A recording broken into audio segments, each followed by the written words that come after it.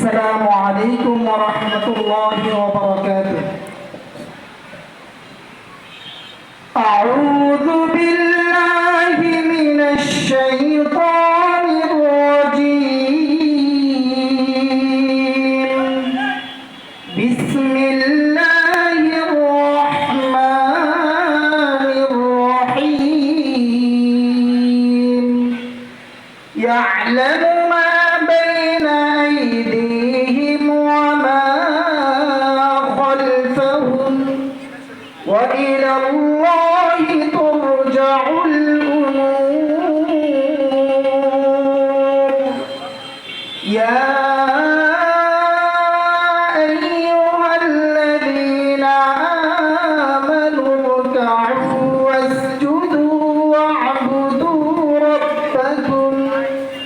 واعبدوا ربكم وافعلوا الخير لعلكم تفلحون.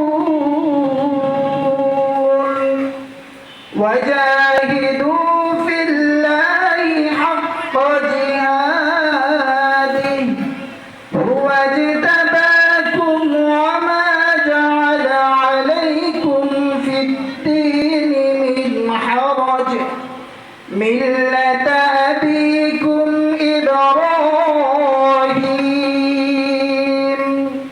هو سماكم المسلمين من قبل وفي هذا ليكون الرسول شهيدا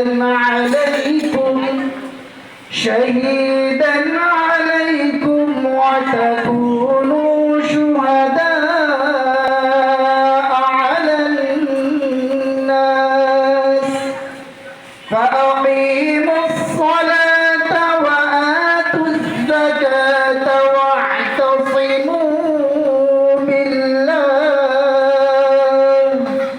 هو مولاكم فنعم المولى ونعم النصير. صدق